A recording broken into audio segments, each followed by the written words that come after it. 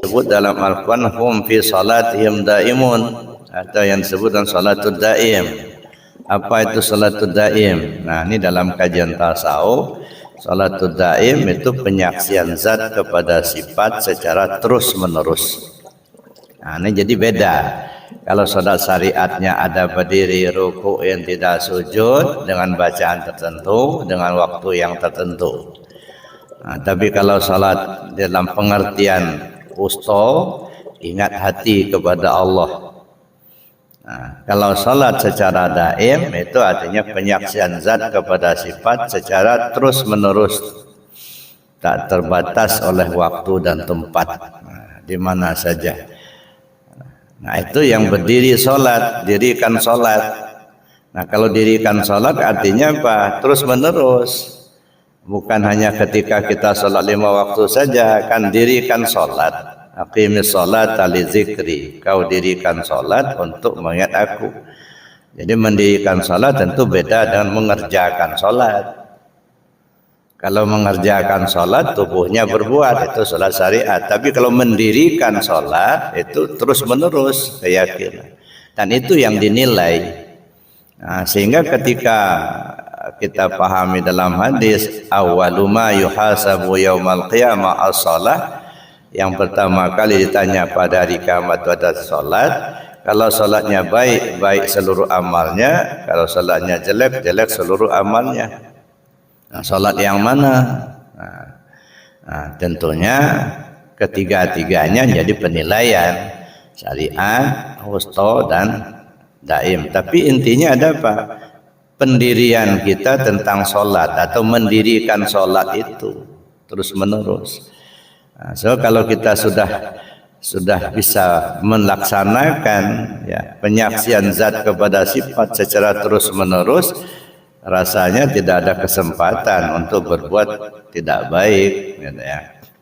Nah, kalau sudah tidak pernah kita lakukan yang jelek atau yang maksiat tidak pernah kita lakukan lagi, akibat daripada kita mendirikan salat secara terus menerus itu udah jelas, itu artinya salat itu sebagai tolak ukur penilaian terhadap seluruh amalan. Bapak Ibu yang saya hormati, pada pagi hari ini kita coba melihat hubungan sholat itu dengan diri kita ini apa. Nah, karena sholat itu sendiri sebenarnya bukan untuk Allah. Allah nggak butuh sholat kita ini. Ya, tunggang-tunggi lah kita sholat seumur hidup, itu Allah nggak untung. Tak pernah sholat kita juga Allah nggak rugi. Jadi Allah tidak mengambil manfaat daripada ibadah yang kita lakukan. Mau sholat kita Allah enggak untung, enggak sholat kita juga Allah enggak rugi. Maka sholat itu bukan untuk Allah. Ya. Untuk siapa kalau bukan untuk Allah? Ya untuk diri kita sendiri. Mana buktinya bahwa sholat itu untuk diri kita sendiri? Mari kita lihat ya secara sejarah kaitannya dengan diri kita. Dalam kajian tasawuf itu ya, salat itu munculnya daripada alhamdu. Jadi alif lam ha mim dal. Nah, kenapa munculnya dari alhamdu ini? Dalam sejarahnya ketika Adam alaihissalam sudah diberikan ruh ya, artinya sudah dimasukkan ruh oleh Allah Subhanahu wa taala, apa yang terjadi? Yang terjadi bersin. Lalu dia mengucapkan alhamdulillah. Itu satu, ingat Allah. Jadi begitu hidup ingat Allah, enggak ingat yang lain. Nah, setelah dia mengucapkan alhamdulillah, kemudian dia berdiri dengan mengucap Allahu Akbar. Nah, itu satu. Nah, kemudian bagaimana kaitannya dengan sejarah ya salat itu, kemudian kaitannya dengan diri kita. Kalau kita lihat zuhur misalnya, kita mulai dari salat zuhur, aqimis salat liduluki samsi ila wasaqil laili wa qur'anal fajar. dirikan salat mulai tergelincir matahari. Ya, aqimis salat liduluki syamsi ila wasaqil laili, sampai pertengahan malam. Nah, salat dari tergelincir matahari sampai pertengahan malam itu ada zuhur, ada asar, ada maghrib, ada isya. 4. Wa Qur'anal fajar, tambah satu lagi Quran fajar, itu salat subuh. Salat zuhur ini dinisbahkan kepada sejarahnya Nabi Ibrahim alaihissalam. Maka disebutlah salat zuhur itu mengangkat padanannya dengan cerita Nabi Ibrahim, atau disebut salat zuhur salatnya Nabi Ibrahim.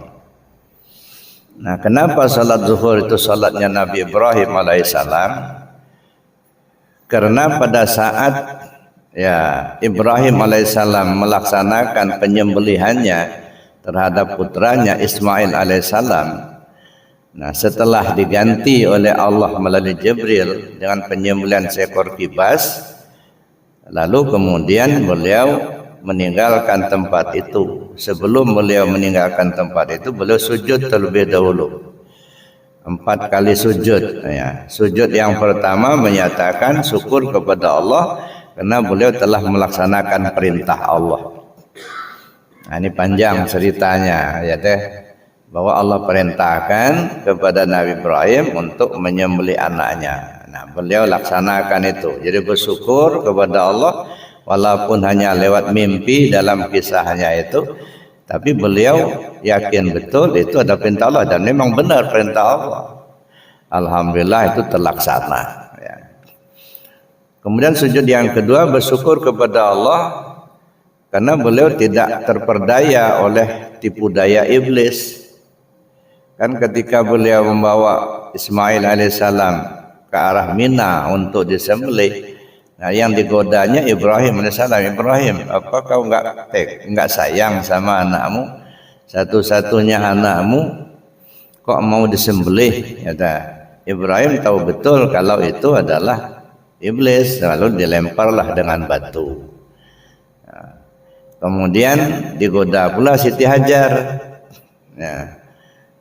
Bu, kamu tahu enggak suami kamu itu bawa anak kamu itu mau dipotongnya. Cepat-cepat jangan sampai terjadi penyembelihan. Nah, Siti Hajar tahu betul kalau itu iblis, diambilnya batu dilempar pula. Lalu Ismail pun digoda. Ismail, kau tahu enggak kau itu dibawa ayahmu mau disembelih, lari aja kamu. Nah, Ismail pun tahu kalau itu iblis, diambil batu dilempar. Nah, maka terjadilah kemudian yang kita lakukan ketika ibadah haji, Jumratul Ula, Wusto, dan Aqabah. Itu mengambil padanan dari itu. Bapak Ibu yang saya hormati, nah setelah sampai di Mina kan Nabi Ibrahim alaihissalam mengajak diskusi kepada anaknya. Anak umur 7 tahun diajak musyawarah untuk disembelih. Ya bunayya inni ara fil manami anni azbahuka fandur madza tara. Nah, ayah semalam bermimpi ayah disuruh menyembelihmu. Coba Ananda pikirkan dulu bagaimana pendapatmu. Anak umur 7 tahun diajak berpikir untuk disembelih. Ya. Untung masa itu kan belum ada HAM, Pak. Kalau zaman sekarang ada HAM itu pelapor polisi. Nah, ini ya, kekerasan rumah tangga. Bapak Ibu yang saya hormati, ya, pendek cerita dilaksanakanlah penyembelihan itu. Ya, ternyata setelah 3 kali dilakukan, pedang yang dipakai untuk menyembelih Ismail itu tidak mempan untuk mengiris kulitnya Nabi Ismail. Sampai terjadilah ketiga kalinya, akhirnya Jibril pun datang membawa seekor kibas sebagai pengganti daripada korbannya Ismail alaihissalam. Akhirnya kibas itulah yang disembelih, itu ceritanya. Nah, setelah selesai penyembelihan itu, Nabi Ismail dan Ibrahim alaihissalam meninggalkan tempat itu. Nah, sebelum meninggalkan tempat itulah sujud pertama bersyukur kepada Allah karena sudah melaksanakan perintah Allah. Sujud kedua bersyukur kepada Allah karena tidak tergoda oleh iblis. Nah, sujud yang ketiga bersyukur kepada Allah karena beliau Ismail alaihissalam itu orang yang sabar. Kan setelah disuruh berpikir sama Nabi Ibrahim alaihissalam, ayah semalam bermimpi, ayah disuruh oleh Allah menyembelihmu. Coba Ananda pikirkan bagaimana pendapatmu. Nabi Ismail spontan menjawab, ya abati fa'al ma tu'mar satajiduni insyaallahu minas sabirin. Ayah, kalau itu perintah Allah, laksanakan ayah, mudah-mudahan Ananda sabar. Ini Bapak Ibu yang saya hormati,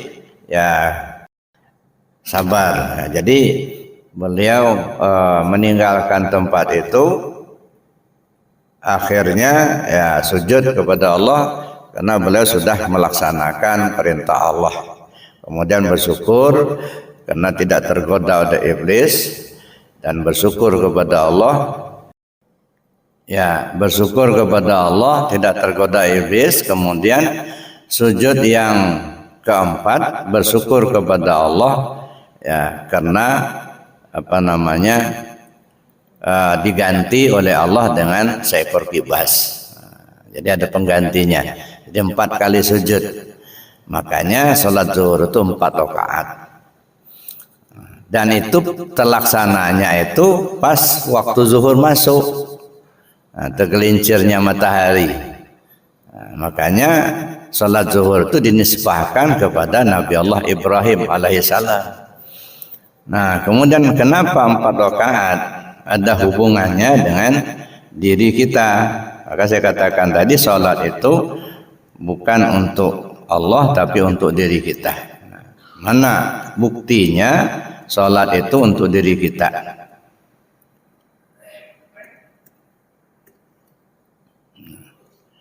Kita lihat dalam diri kita ini ada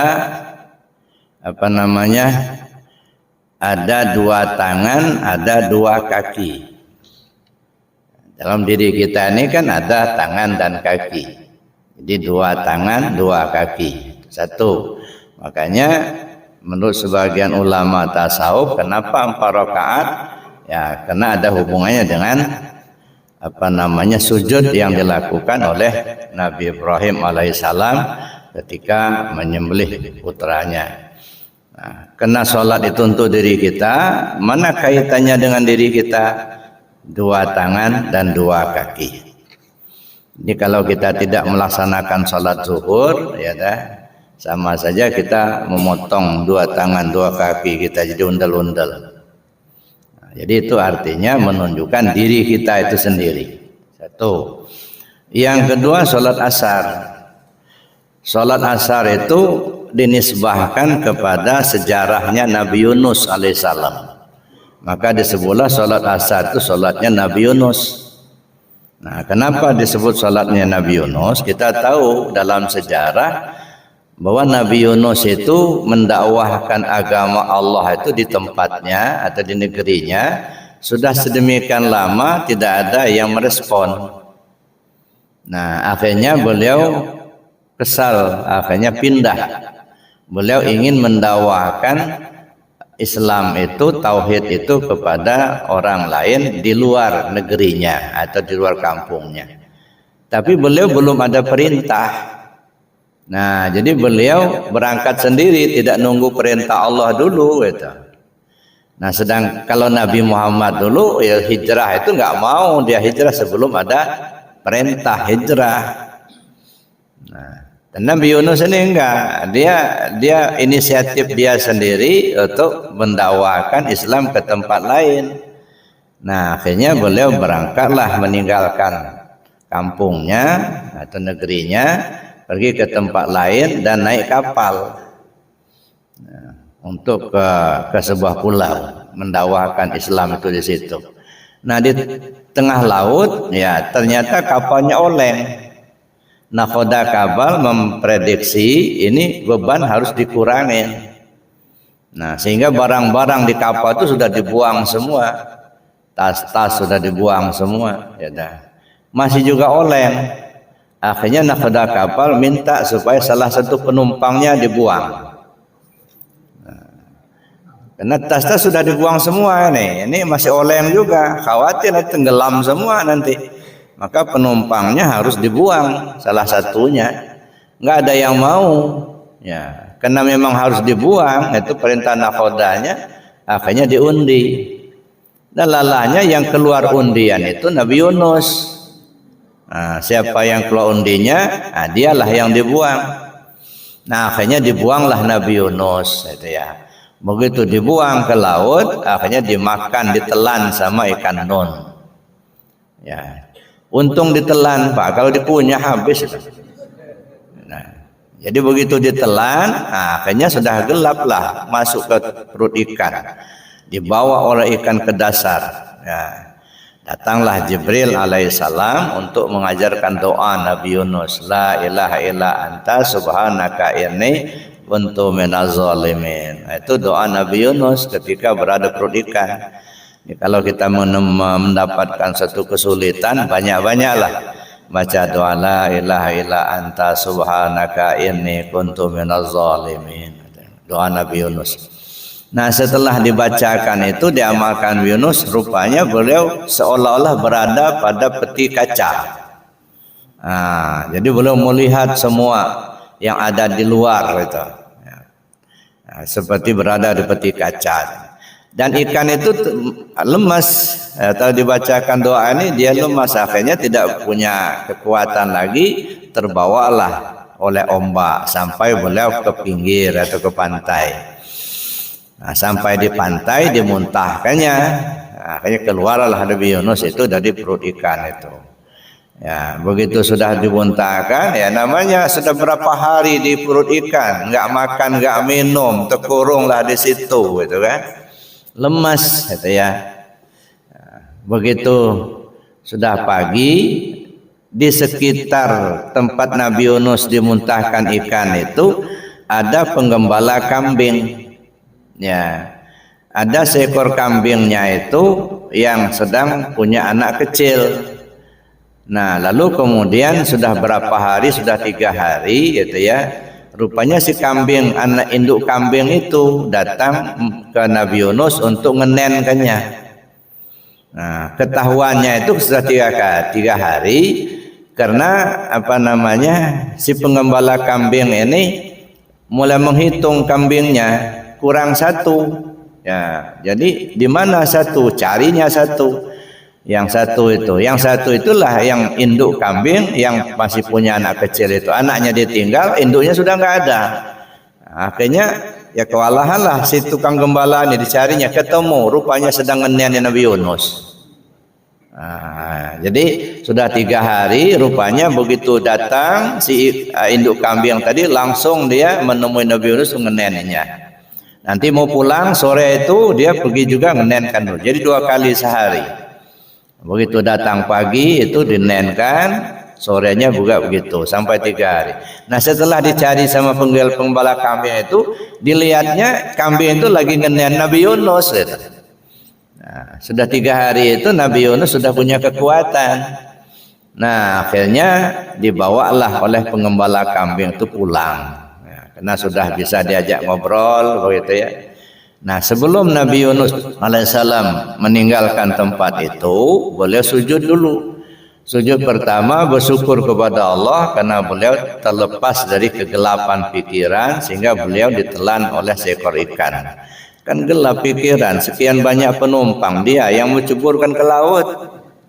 Nah, undian keluar, dia yang akan diceburkan. Akhirnya diceburkan betul ya. Sebelum diceburkan ke laut kan gelap pikiran itu, nggak menentu. Nah, jadi alhamdulillah Allah melepaskan kegelapan pikiran itu. Itu sujud pertama, bersyukur kepada Allah. Syukur yang kedua ya, sujud kepada Allah karena beliau bersyukur terlepas dari bahaya maut yang terkubur di perut ikan. Dan berhari-hari itu di perut ikan. Ya, alhamdulillah lepas dari perut ikan. Sujud yang ketiga bersyukur kepada Allah keluar dari laut yang dalam. karena dibawa oleh ikan ke tengah lautan, ke dasar lautan, pada akhirnya ya terdampar di pantai. Bersyukur pada Allah bisa ke pantai. Sujud yang keempat, bersyukur sehingga beliau punya kekuatan dan sehat kembali. Nah, 4 kali sujud itu dilaksanakan pada saat waktu asar, sebelum dibawa oleh pengembala kambing itu pulang ke rumahnya apa namanya, pengembala kambing tadi. Ya, itu makanya disebutlah sholat asar itu sholatnya Nabi Yunus. Apa hubungannya dengan diri kita? Nah, diri kita ini ada 2 mata, ada 2 telinga. Mata kiri kanan, telinga kiri kanan. Itu menunjukkan diri kita apa namanya, 2 mata, 2 telinga. Nah, itu isyaratnya kepada 4 rakaat di dalam sholat asar gitu ya. Nah, ini nanti akan ketahuan ternyata benar sholat itu bukan untuk Allah, untuk diri kita inilah. Hubungannya kan ada. Sholat zuhur tadi 2 tangan, 2 kaki. Sholat asar 2 mata, 2 telinga gitu. Kemudian sholat maghrib. Nah, sholat maghrib itu disebut dengan sholatnya Nabi Isa alaihissalam. Ya. Sholat maghrib itu sholat Isa apa namanya, sholatnya Nabi Isa alaihissalam. Kemudian apa hubungannya dengan diri kita? Itu mengisyaratkan 2 lubang hidung dan 1 mulut. Ini kalau kita tidak melaksanakan sholat maghrib itu sama aja menutup lubang hidung dan mulut kita. Nah, jadi sholat maghrib itu dinisbahkan kepada Nabi Isa alaihissalam. Kenapa dinisbahkan kepada Nabi Isa alaihissalam? Ya. Karena Nabi Isa ini di dalam riwayatnya adalah berada di zamannya seorang raja Bani Israel yang bernama Herodes. Nah, jadi Herodes ini sangat benci kepada Nabi Isa ini, karena Nabi Isa ini menghimpun kekuatan untuk melawan kezaliman Herodes ini. Nah, alhamdulillah pengikut beliau sudah banyak ya, pemuda-pemuda, orang-orang yang memang diajak oleh beliau, dan banyak yang sudah mengikuti Nabi Isa alaihissalam.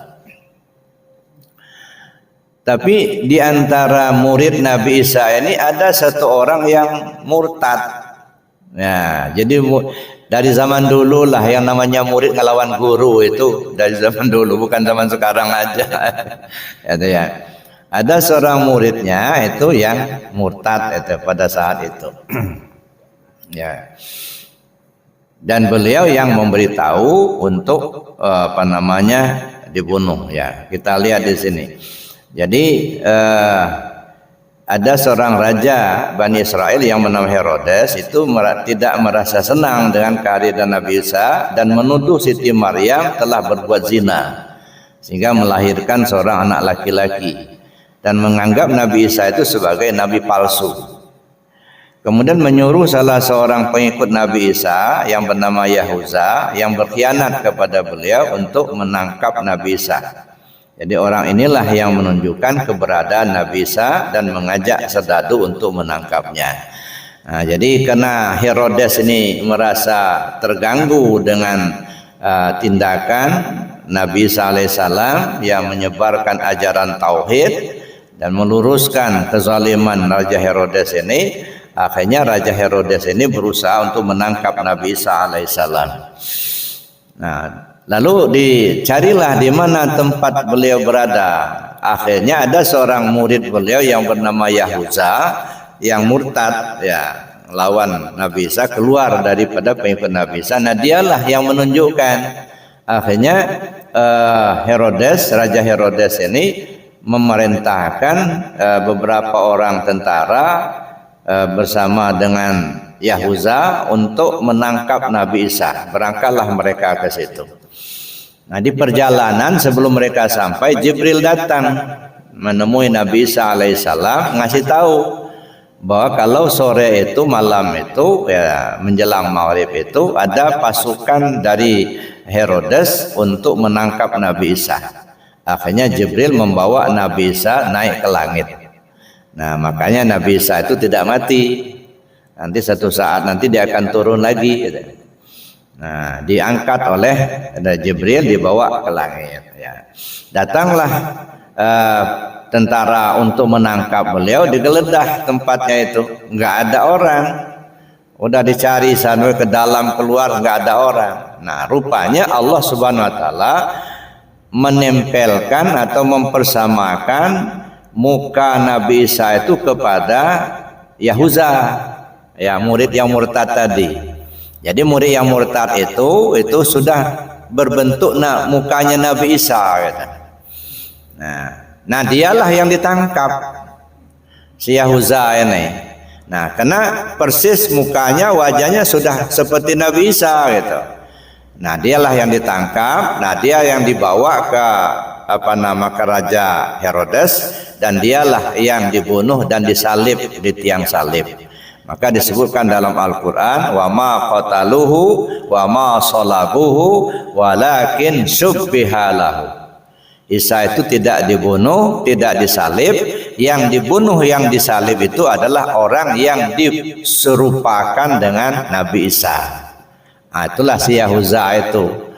Ya, jadi Nabi Isa itu dijelaskan oleh Allah, wa ma qataluhu wa ma salabuhu walakin subbihalahu. Dia tidak dibunuh, tidak disalib. Yang dibunuh, yang disalib itu adalah orang yang diserupakan dengan Nabi Isa. Siapa? Yaitu si Yahuza tadi. Nah, murid yang murtad itu tadi. Ya, murid yang ngelawan guru tadi. Itu disalib dia. Kemudian kenapa 3 rakaat? Nah, karena pada saat itu sebelum Nabi Isa ini meninggalkan tempat untuk mengikuti Jibril alaihissalam dibawa ke langit, beliau sujud dulu. Sujud pertama syukur kepada Allah yang telah menyelamatkan ibunya dari tuduhan yang tidak benar karena mukjizat beliau.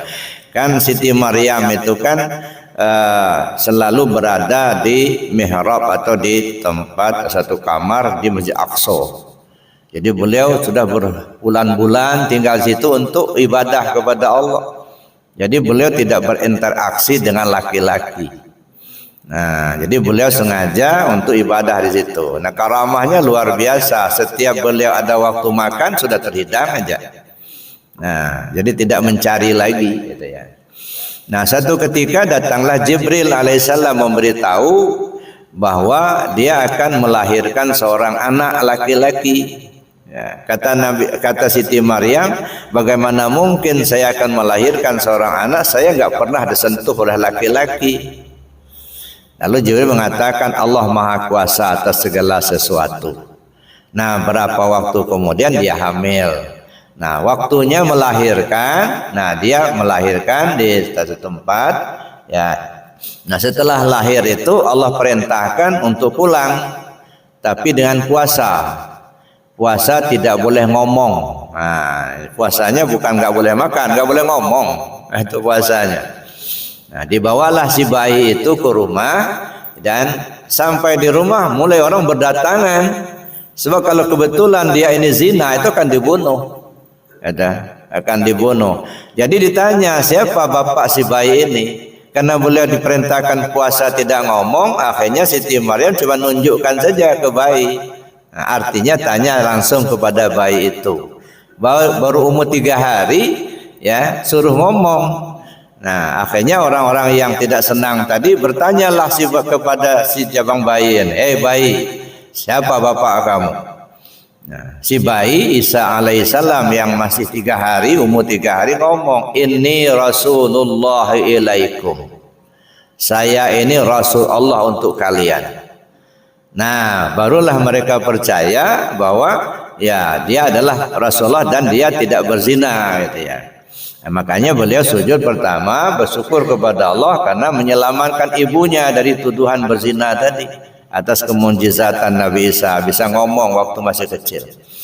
Sujud yang kedua syukur kepada Allah karena telah menyelamatkan ibunya dari penganiaya orang Yahudi. Yang pertama karena dituduh berzina, alhamdulillah itu sudah lewat, karena beliau sudah mengatakan ini Rasulullah ilaikum. Nah, kalau beliau kedapatan berzina, beliau akan disiksa, akan dianiaya. Nah, alhamdulillah lepas. Nah, jadi sujud syukur kepada Allah karena beliau telah menyelamatkan ibunya dari penganiayaan orang Yahudi tadi. Sujud yang ketiga bersyukur kepada Allah karena telah menyelamatkan dirinya dari pengkhianatan muridnya. Ya, jadi si Yahuza itu kan muridnya berkhianat kepada Nabi Isa sampai menunjukkan tempatnya, tapi diselamatkan oleh Jibril sehingga naik ke atas. Jadi bersyukur kepada Allah karena Allah telah menyelamatkan beliau dari penangkapan itu. Ya, makanya 3 kali sujud diisyaratkan kepada 3 rakaat dalam salat maghrib. Dan ketika beliau diangkat itu pada saat waktu maghrib. Nah, nisbahnya ke diri kita itulah 2 lubang hidung, 1 mulut. Itu salat maghrib. Kemudian yang keempat salat isya. Salat isya itu isyaratnya salatnya Nabi Musa. Nah, jadi mengambil kisah daripada Nabi Musa alaihissalam. Nah, bagaimana kisah Nabi Musa? Nabi Musa ini beliau hidup di Mesir. Ya. Pada saat itu ya kan dalam kerajaan Fir'aun. Jadi Fir'aun itu mengumumkan siapapun yang lahir laki-laki dibunuh. Nah, jadi pada saat itu kalau ada ibu-ibu yang melahirkan bayi laki-laki, nah bayinya mesti dibunuh. Beda dengan zaman jahiliyah. Kalau zaman jahiliyah siapapun ibu-ibu yang melahirkan anak perempuan itu mesti dibunuh. Jadi kita ini sudah dapat musibah semua, Pak. Nah, laki-laki dapat musibah di zaman Fir'aun, ya kan? Si perempuan itu dapat musibah di zaman jahiliyah. Nah, jadi kalau ada bayi yang lahir laki-laki mesti dibunuh karena Fir'aun takut betul kalau dia nanti besar bisa melawan. Nah, oleh ibunya Nabi Musa ini setelah dilahirkan lalu dibersihkan, dikasih baju, akan dimasukkan ke dalam peti. Dihanyutkan ke Sungai Nil. Dia dimasukkan dalam peti atau dalam keranjang lah, dalam peti dihanyutkan ke Sungai Nil. Nah, di bawah itu ada istrinya Fir'aun sedang mandi.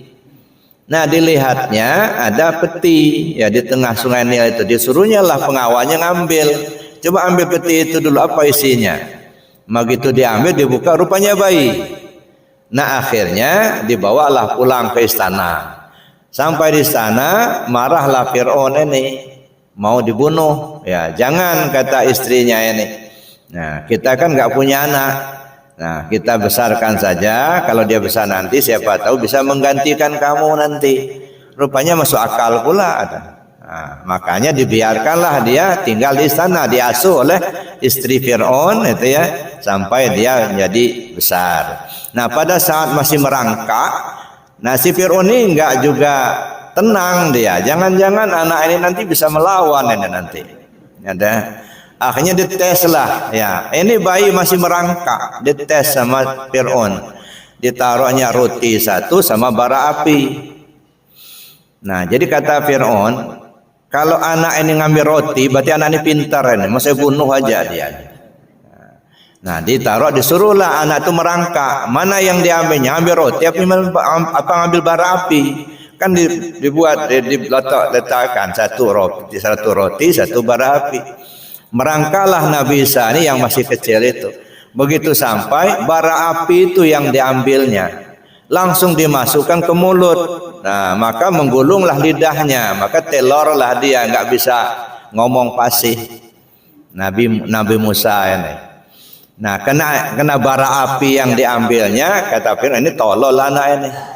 Udah biarin aja lah, ya. Namanya orang tolol. Kalau sampai roti yang diambilnya udah dipancungnya itu, tapi bara api yang diambilnya itu sampai langsung dimasukkan ke mulut sampai menggulungkan lidahnya itu. Sampai Nabi Musa itu kan telor itu ya. Ya, makanya sampai turun ayat itu kan. Ya, qala rabbi shrah li sadri wa yassir li amri wahlul 'uqdatam min lisani yafqahu qawli, itu kisahnya. Nah, kemudian Nabi Musa ini setelah dia dewasa, dia menghimpun kawan-kawannya, menghimpun kekuatan untuk melawan Fir'aun. Akhirnya pendek cerita, beliau dikejar-kejar terus. Akhirnya beliau pergi meninggalkan Mesir. Ya, pergilah beliau ya untuk meninggalkan Mesir. Ketemulah dengan pengembala kambing. Ya, jadi pengembala kambing banyak di padang itu. Mereka rebutan ngambil air. Di satu sumur di bawah itu turun ngambil air untuk minuman kambing-kambing mereka. Jadi ada 2 orang gadis gitu ya, berusaha ngambil air itu untuk mengisi bak minuman kambingnya. Nah, dilihatlah sama Nabi Musa. Akhirnya Nabi Musa bilang, "Dek, nanti abang aja yang ngambil airnya." Nah, turunlah beliau itu ngambil air dari sumur itu untuk mengisi bak minuman kambing tadi sampai penuh.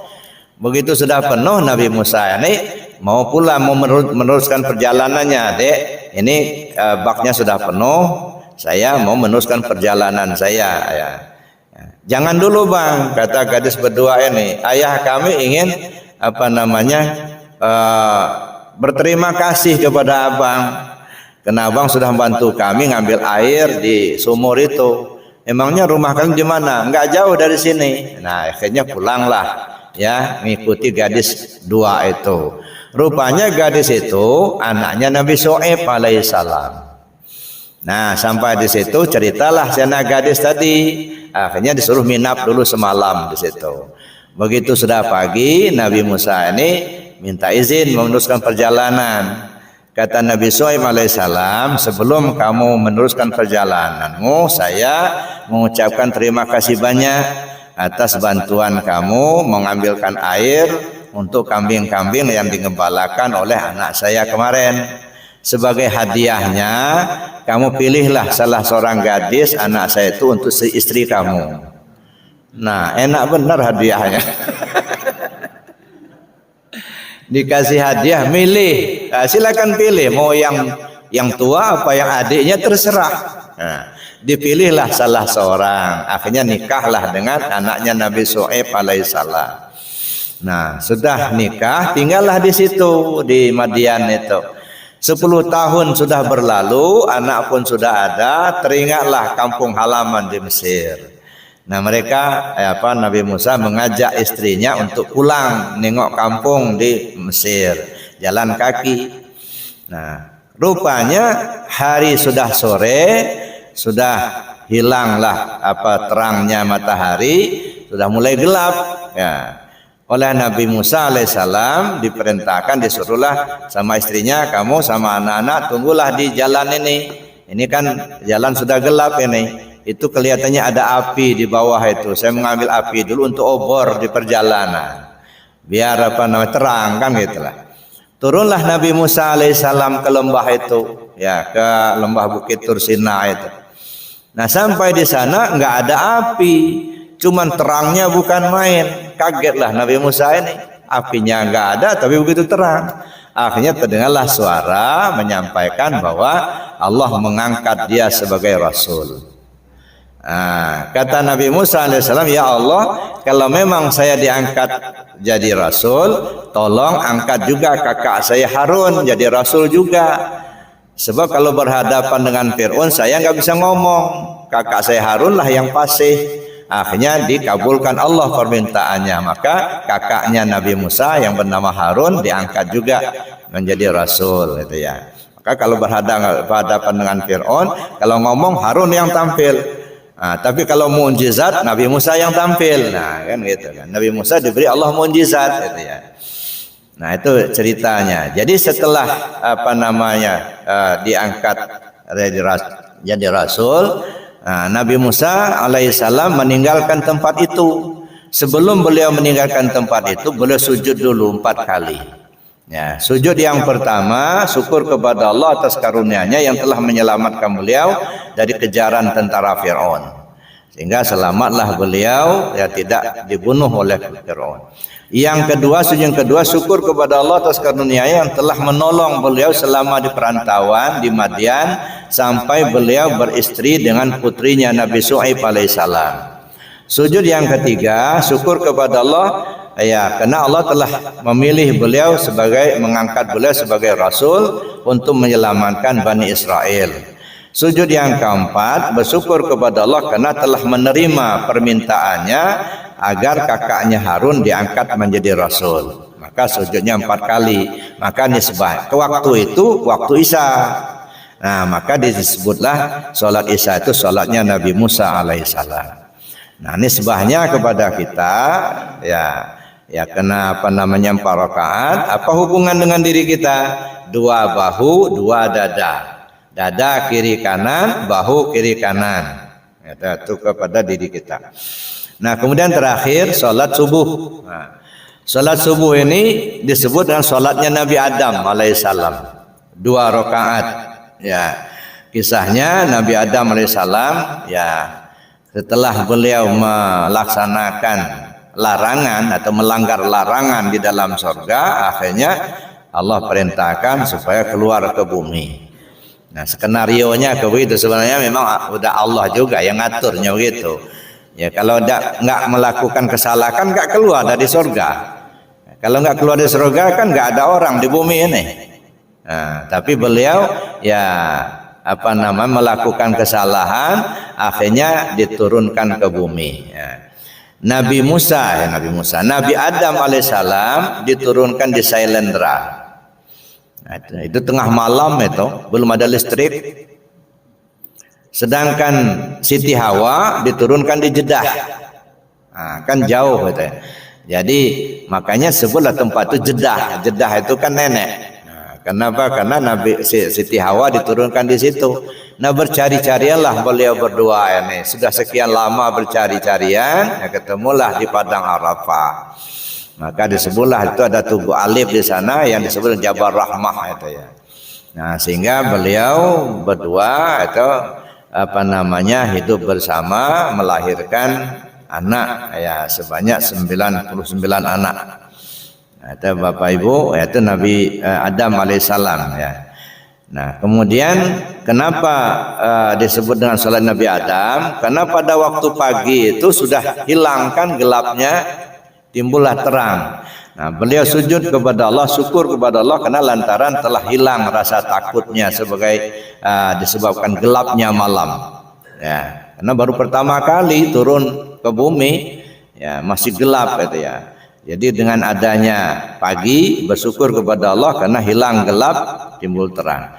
Sujud yang kedua, bersyukur kepada Allah ya lantaran datangnya waktu siang tadi. Jadi beliau sujud, maka oleh sebab itulah pada saat itu waktu pagi, waktu subuh, maka disebutlah salat subuh itu salatnya Nabi Adam ya. Nisbahnya kepada diri kita jasmani dan ruhani, jasad dan ruh kita. Nah, makanya salat subuh itu 2 rakaat. Nah, dari gambaran ini Bapak Ibu nampak bagi kita bahwa salat itu betul-betul menuju ke diri kita sendiri. Ya, salat pertama salat zuhur menunjukkan apa tadi?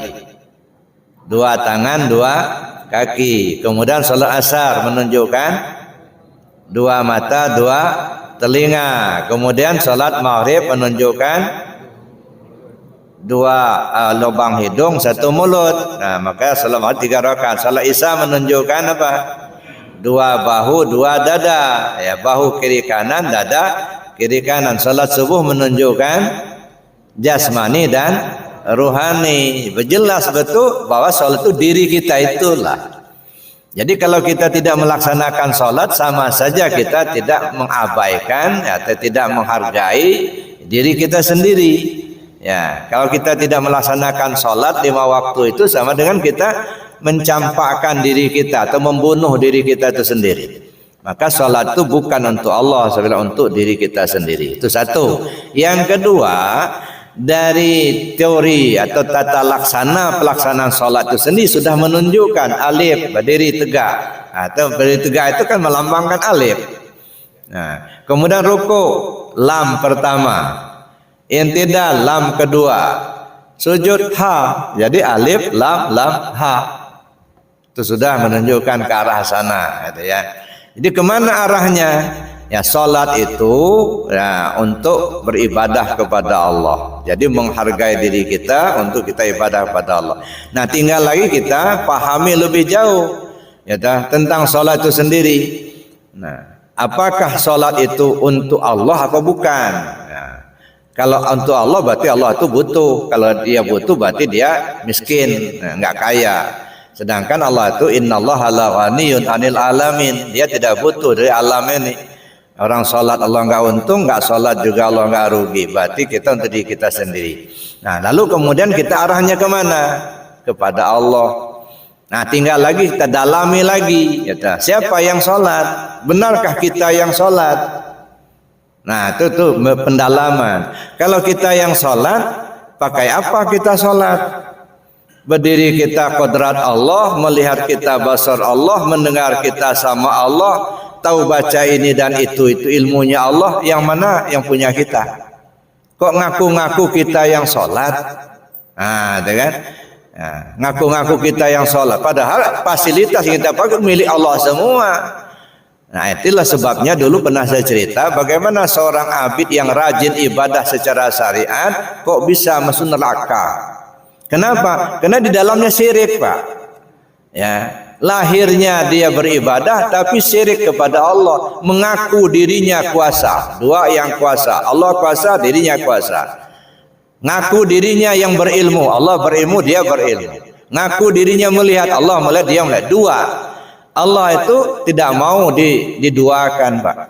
Ya, maka kita harus duduk di tauhid. Nah, bagaimana cara duduk di tauhid? Nah, kita perlu belajar ilmu tauhid.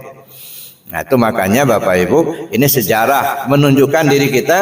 Nah, bagaimana nanti pemahamannya tentang sholat sehingga betul-betul kita sholat itu ya menuju Allah begitu. Insya Allah pada kesempatan lain kita bahas. Nah, bagaimana cara kita melaksanakan sholat, mulai dari menghilangkan diri, lalu makom takbirnya, ada ihram mi'raj munajat badilnya, lalu kiblat sholat itu ada 4, ada kiblat tubuh, kiblat hati, kiblat nyawa, kiblat rahasia.